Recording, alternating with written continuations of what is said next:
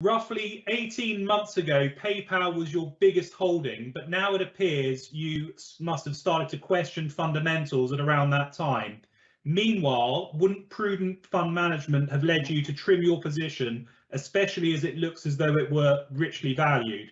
Does your do nothing mantra need a challenge? Yes. I'll elaborate. As my colleagues will attest, I think if you speak to them, this was one where I was very, very, very close, not just to trimming it, but to selling the whole position at that point, and I hesitated, and I was wrong.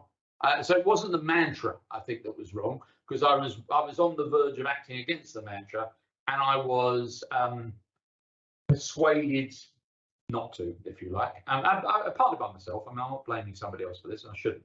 I'm not. I think that part of it that one must query, and that's partly why I wrote this up in the letter this year for people, is I think that the problem is our view that if we've got a good business, and we definitely had a good business in PayPal, I don't think there's any doubt whatsoever that this was a good business with sort of 30% returns on capital and growing well into double digits. There was absolutely no doubt that we had that on our hands. When things start to go wrong, and they did start to go wrong, as I say, with lack of engagement with the clients, with cost control, and with the acquisitions, I think we should be much less forgiving with the engagement, basically, because our experience now, having tried it a couple of times, is that most of these companies are not susceptible to reason when it comes to this kind of thing. I'm afraid, for some reason, and maybe you can explain the psychology of this better than I can.